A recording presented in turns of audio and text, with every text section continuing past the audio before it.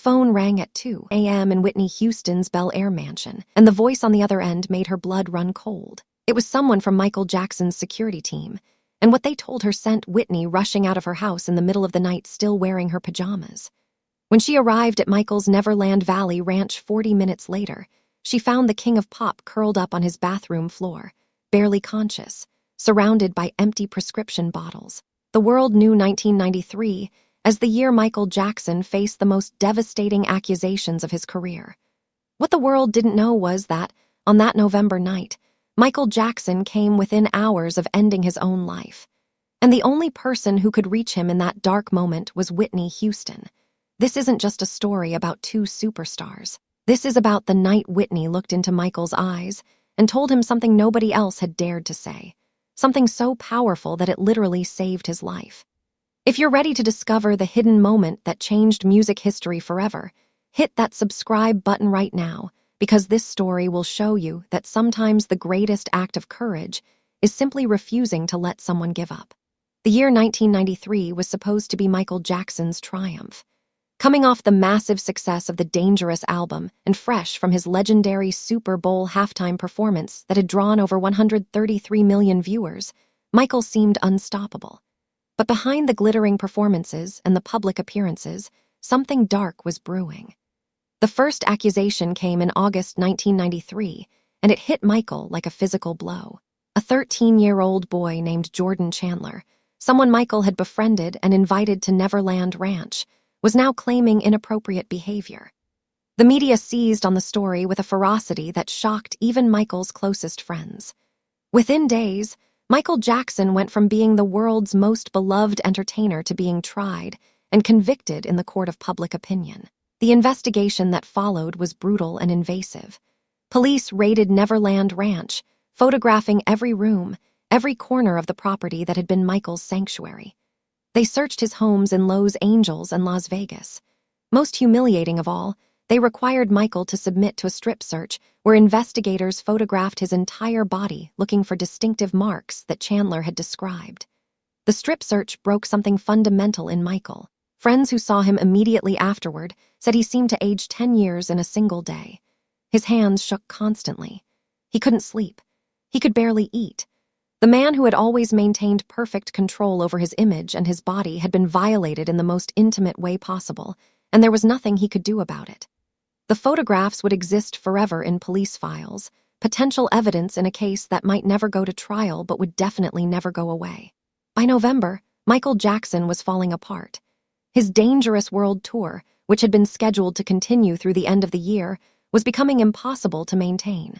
Michael's performances, once marked by effortless precision and boundless energy, now showed signs of strain. He missed dance cues. His voice cracked during songs he'd sung perfectly for decades. Backstage, his team watched helplessly as Michael descended into a darkness none of them knew how to address. The prescription medications had started innocently enough. A doctor prescribed painkillers after Michael injured himself during a concert rehearsal. Then sleeping pills because the stress was causing insomnia. Then anti-anxiety medication because the panic attacks were becoming unmanageable. By November, Michael was taking a dangerous cocktail of Demerol, Valium, Xanax, and several other medications that even his personal physician couldn't keep track of anymore. Michael's sister Janet tried to intervene in October. She flew to wherever Michael was performing and confronted him about the medications. The conversation ended with Michael shutting down completely, refusing to speak to anyone in his family for weeks. His mother, Catherine, called daily, but Michael wouldn't take her calls. His brothers tried reaching out through his security team, but Michael had effectively isolated himself from everyone who had known him before he became a global icon. Elizabeth Taylor, one of Michael's closest friends, was the only person he would still talk to. But even Elizabeth was struggling to reach him. During their phone conversations, Michael would sometimes just cry silently on the other end of the line, unable or unwilling to form words. Elizabeth later told friends that she had never heard another human being sound so completely hopeless. But there was one person Michael hadn't shut out completely, and that was Whitney Houston. Michael and Whitney had known each other since the early 80s, back when Whitney was just beginning her career, and Michael was already a superstar. They had performed together, attended the same industry events, and developed a friendship that existed largely away from the public eye. What made their friendship unique was that they understood each other in ways that most people simply couldn't. Both had achieved fame at young ages. Both had families that were deeply involved in their careers. Both knew what it felt like to live under constant scrutiny, where every mistake was magnified and every success was somehow never quite enough. They also shared something darker, though neither had acknowledged it openly yet in 1993. Both were struggling with substances. Both were using prescription medications to manage anxiety and pain. Both were discovering that the line between medicating and escaping was dangerously thin. Whitney had noticed changes in Michael throughout 1993. They had spoken on the phone several times after the accusations became public, and Whitney could hear the deterioration in his voice with each conversation. Where Michael had once been articulate and thoughtful, now his words came slowly, slurred slightly, as if speaking required tremendous effort. In early November, Michael called Whitney at 3 a.m. He didn't say much, just asked if she remembered the first time they performed together. Whitney said yes, of course she remembered. Michael was quiet for a long moment, then said something that chilled Whitney to her core. "That was before everything got ruined. That was when we were still clean." The word clean hung in the air between them. Whitney understood immediately what Michael meant and what he was really asking. They stayed on the phone in silence for almost 20 minutes before Michael finally whispered, "Thank you," and hung up. The call that changed everything came on November 12th, 1993. Whitney was home in New Jersey with her husband Bobby Brown and their infant daughter Bobby Christina. She had just finished recording sessions for what would become her third album, and for the first time in weeks, she felt relatively at peace. That peace shattered at 2:47 a.m. when her private line rang. Michael's head of security, a man named Bill Bray who had protected Michael for nearly 20 years, was calling. His voice was shaking. "Miss Houston, I don't know who else to call. It's Michael. He's locked himself in his bathroom and he won't come out. We can hear him talking, but he's not making sense. There are pills everywhere. I think he's taken something. I think he's trying to—" Bray couldn't finish the sentence, but he didn't need to. Whitney understood immediately. Whitney didn't hesitate. She told Bobby she had to go, grabbed her car keys, and was on the road within 5 minutes. The drive from her New Jersey home to Neverland Ranch normally took about 6 hours, but Whitney made it in just over 4, pushing her car well beyond safe speeds on the empty November highways. During that frantic drive, Whitney made several calls. She called Michael's phone directly but got no answer. She called Elizabeth Taylor, who immediately said she would fly out from New York. She called Quincy Jones, Michael's longtime producer and mentor, who said he would do whatever was needed.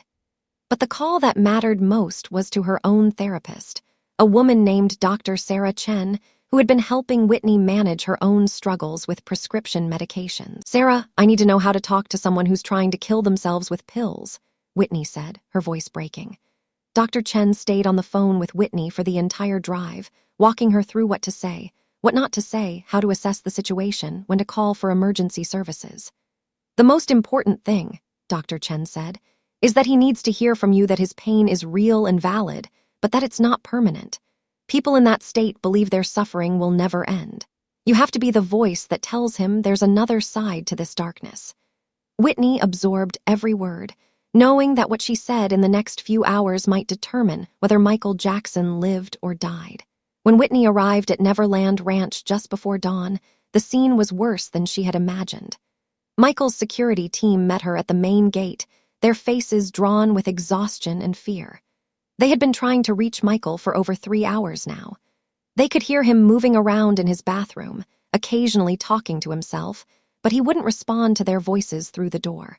Bill Bray, a man who had faced down aggressive paparazzi and overzealous fans without flinching, had tears streaming down his face.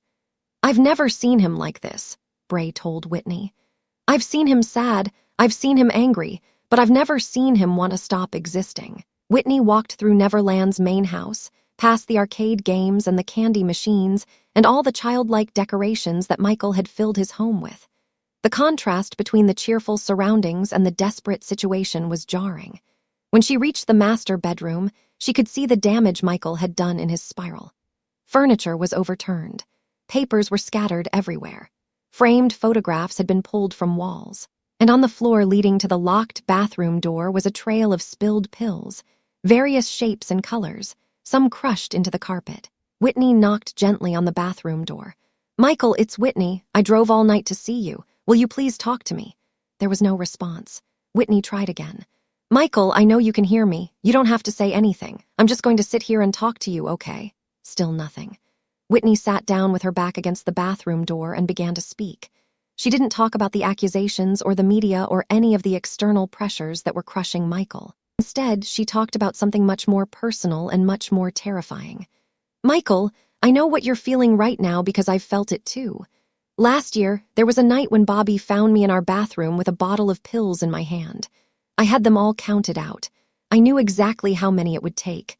I had it all planned." Inside the locked bathroom, Michael Jackson had stopped moving. He was listening. Whitney continued, her voice steady despite the tears streaming down her face.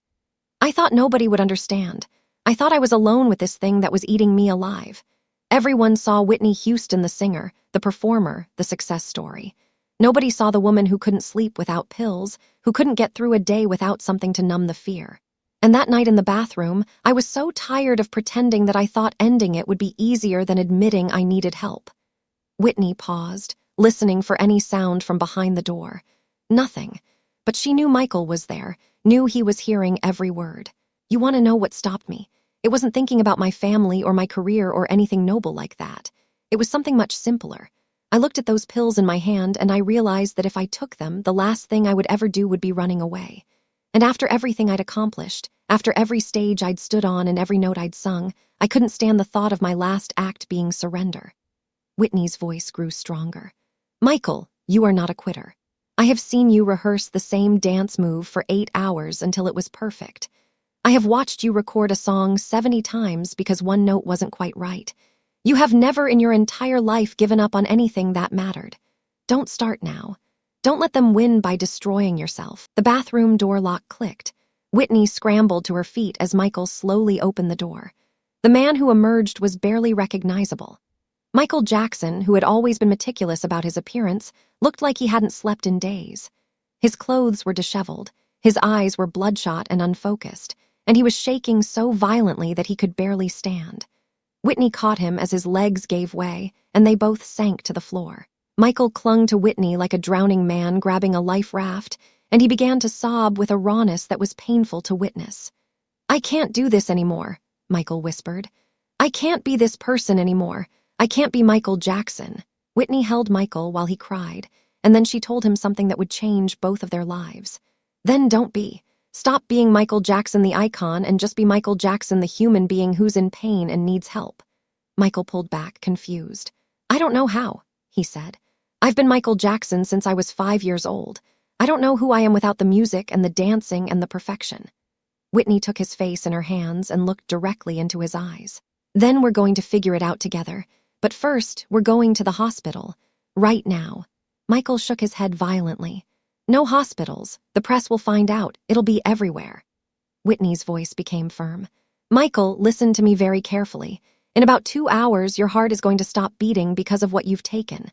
I have seen this before. I know what these pills do. We can either go to the hospital now and deal with the press later, or your security team can find your body and the press will be so much worse. Which do you choose?" The bluntness of Whitney's words seemed to cut through Michael's fog. He looked at her for a long moment, then nodded slowly. "Okay, but you stay with me, please."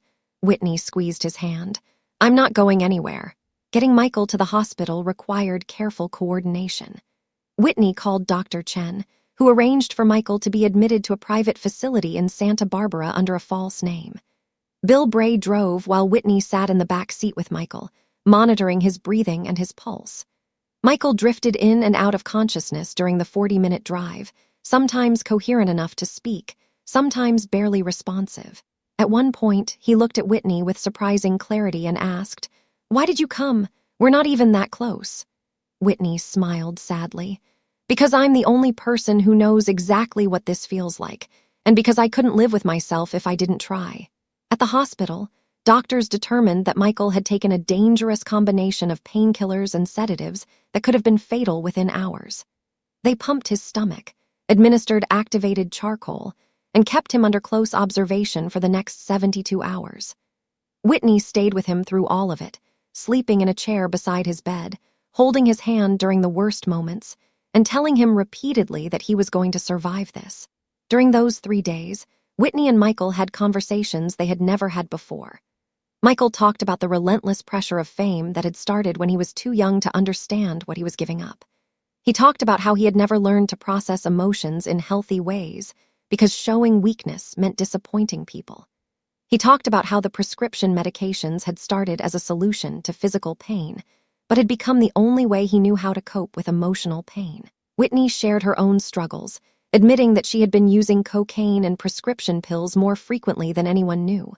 She talked about how success had somehow made everything harder because now there were so many people depending on her, counting on her, expecting perfection from her. She described the crushing weight of always having to be on, always having to smile, always having to pretend that fame was nothing but joy and glamour. "We're the same, you and me," Whitney told Michael on the second night. "We both learned to hide our real selves so well that we almost forgot those selves existed. But they're still there, Michael. The real people underneath all this are still there, and they deserve a chance to heal."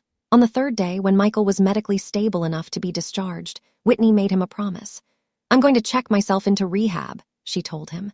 "A real program where I deal with why I've been using instead of just detoxing and pretending I'm fixed. And you're going to do the same. We're going to do this together, even if we're in different places." Michael looked at her with something like hope in his eyes for the first time in months. "What if I can't do it? What if I'm too broken?" Whitney shook her head. "Nobody is too broken to heal. It's going to be hard. It's going to hurt. You're going to want to give up 1,000 times. But every time you want to quit, you're going to remember that if you give up, I give up. We're in this together now." Michael agreed to enter a residential treatment program in England, where he could address both his prescription medication dependence and the trauma that was driving his substance use. Whitney arranged for him to be transferred there directly from the Santa Barbara facility, ensuring that he couldn't change his mind or talk himself out of going. Before Michael left, he held Whitney's hand and said something she would never forget. "You saved my life. How do I ever repay that?" Whitney's answer was simple. "You save someone else's life someday. That's how you repay it. You take what you learned from hitting bottom and you use it to catch someone else before they fall as far as you did." The public never knew about Michael's hospitalization or near-death experience. His management team released statements saying Michael was taking time off from touring due to exhaustion and dehydration, which was technically true, but missed the larger crisis. The media speculated about his absence, but without concrete information, the story eventually faded from headlines. Michael spent 3 months in the treatment facility, working through his medication dependence and beginning the long process of healing the psychological wounds that had made substances feel necessary. He participated in group therapy sessions with people who had no idea who he was, and for the first time in decades, Michael Jackson was just another person struggling with addiction and trying to find his way back to health. Whitney kept her promise too. She entered a treatment program in California and spent 60 days addressing her own substance use. It wasn't her first time in treatment, and it wouldn't be her last, but it was the first time she went in genuinely believing that recovery was possible, rather than just going through the motions to satisfy concerned family members. During their time in their respective programs, Whitney and Michael spoke on the phone every week. They shared their struggles, celebrated their small victories, and reminded each other why staying sober mattered. Their friendship, which had always been warm but somewhat superficial, deepened into something more meaningful. They became recovery partners, the people who understood each other's demons because they were fighting the same battles. When Michael returned to the public eye in early 1994, something was different about him.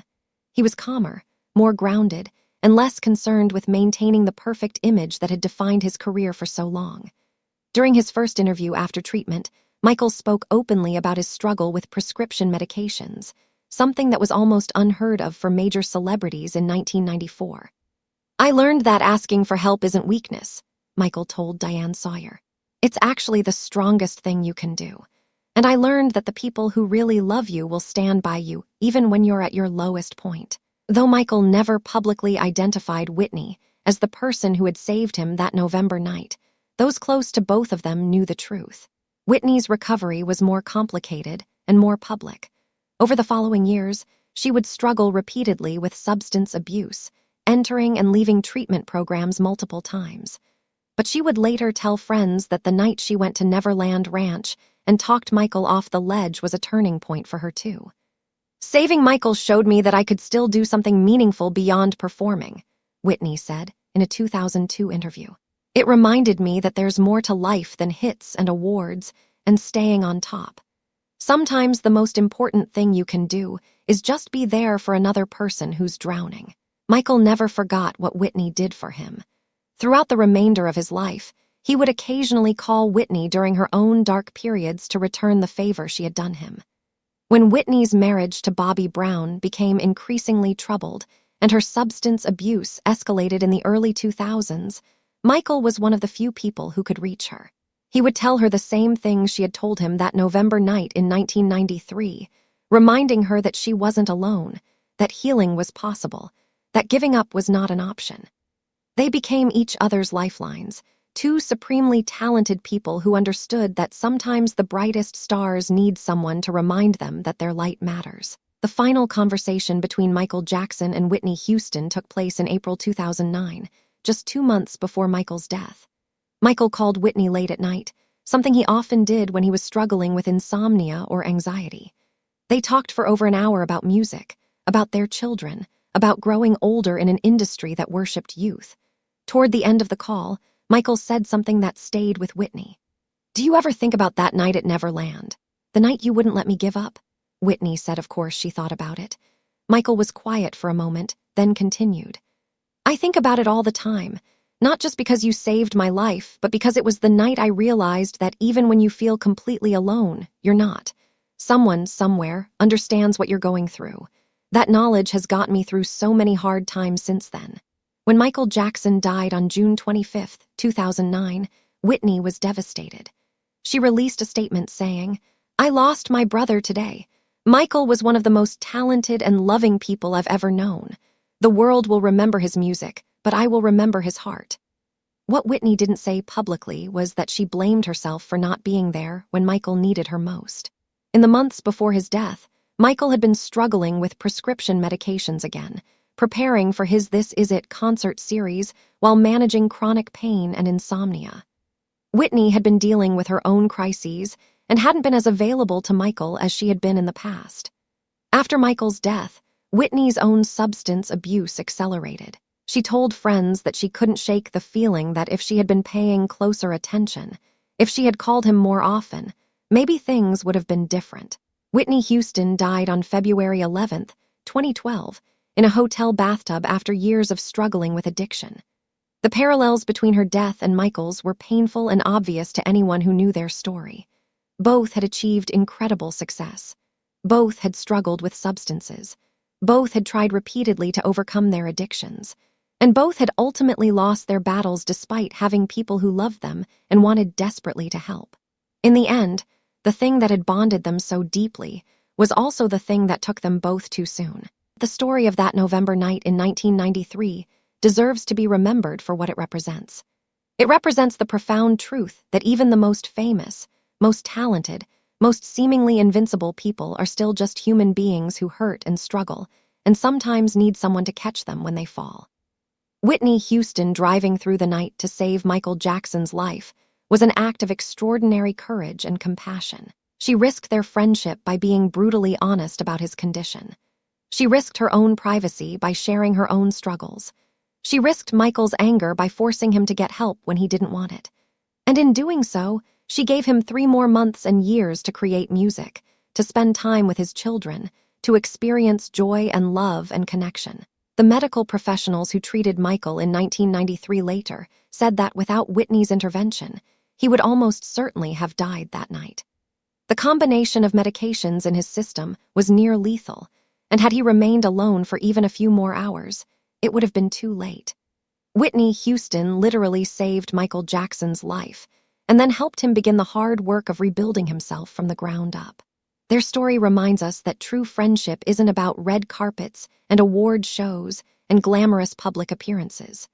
True friendship is about showing up at 3 in the morning when someone is at their lowest point. It's about telling hard truths when easy lies would be more comfortable. It's about holding someone's hand through the darkest valleys and reminding them that dawn will come again. Whitney and Michael both struggled with demons they couldn't ultimately defeat.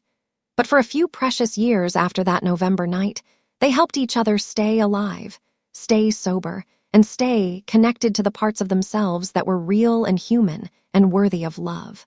In a world that often treats celebrities as products rather than people, their friendship was a reminder that behind every famous face is a vulnerable human being who sometimes needs exactly what we all need. Someone who sees us, understands us, and refuses to give up on us. That November night at Neverland Ranch, Whitney Houston proved that sometimes the greatest performance has nothing to do with music. Sometimes the greatest performance is simply being present for another person's pain and loving them enough to pull them back from the edge. That's the real legacy of what happened between Whitney and Michael, a love story not of romance, but of redemption, not of perfection, but of profound human connection in the face of unimaginable darkness. If this story touched your heart, share it with someone who needs to know they're not alone in their struggles. Hit that subscribe button and notification bell for more incredible true stories about the human beings behind the legends. Remember, checking on your friends isn't weakness, it's wisdom. And sometimes the most important thing you can do is simply refuse to let someone give up on themselves.